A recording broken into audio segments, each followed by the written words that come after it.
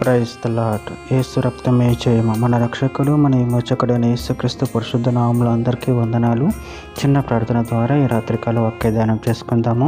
పరిశుద్ధుడ మహాగణుడు అయిన దేవ యేసయ్య, సర్వాధికారి నాయన, మీకు వేలది వందనములు కృతజ్ఞత స్తుతి స్తోత్రం చెల్లించుకుంటున్నాను దేవ ఈ రాత్రికాల సమయంలో ప్రభు వాక్య భాగం ధ్యానిస్తుండగా వాక్య భాగం మాకు అర్థమవుట్లో సహాయం చేసి మీ కృపలో బలపరిచి మీకు మాదిరిగా మమ్మల్ని నడిపించమని ఈ చిన్న ప్రార్థన ప్రభు యేసుక్రీస్తు అతి పరిశుద్ధ నామములో అడిగి వేడుకుంటున్నాను తండ్రి. Amen amen. సామెతల గ్రంథం 10వ అధ్యాయం 29వ వచనము. యథార్థవంతునికి యెహోవా ఏర్పాటు ఆశ్రయదుర్గము, పాపం చేయు వారికి అది నాశనకరము. ఆమెన్. దేవుడి వాక్య భాగం జీవించిన కాక.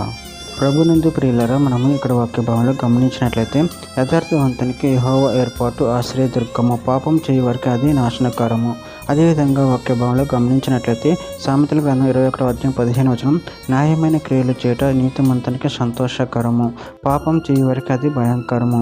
కీర్తన గ్రంథం 1వ అధ్యాయం 6వ వచనం, నీతిమంతుల మార్గము యెహోవాకు తెలియను, దుష్టుల మార్గము నాశనముకు నడుపును. కీర్తన గ్రంథం 92వ అధ్యాయం 7వ వచనం, నిత్య నాశనం నొందుటికే కదా భక్తిహీనులు గడ్డి వలె చిగురించుదురు, చెడు పనులు చేయు వారందరూ పుష్పించుదురు.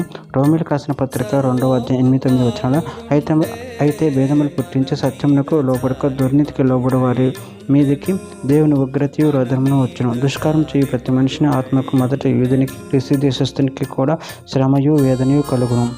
యోబు గ్రంథం 34వ అధ్యాయం 22వ వచనం, దుష్క్రియలు చేయువారు దాక్కుకొనుటకు చీకటి అయినను మరణాంధకారమైన లేదు.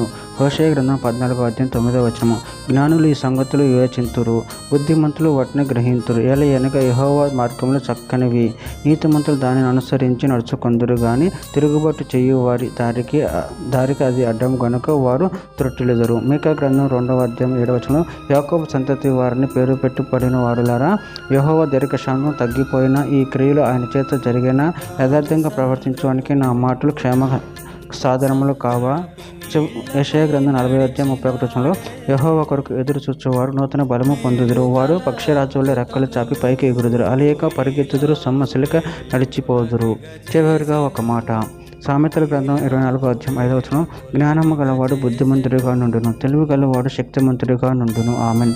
దేవుడి వాక్య భాగం దీవించిన కాక చిన్న ప్రార్థన చేసుకుందాము.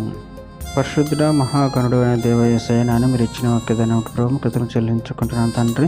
నాయన మీ ఎంత భయభక్తులు కలిగి నిన్ను అనుసరించి నడుచుకున్న శక్తిని బలాన్ని మాకు అనుగ్రహించి మీ ప్రేమ కృపలో బలపరిచి స్థిరపరచమని ఈ చిన్న ప్రార్థన ప్రభు యేసుక్రీస్తు పరిశుద్ధ నామములో అడిగి వేడుకుంటున్నాను తండ్రి. Amen amen.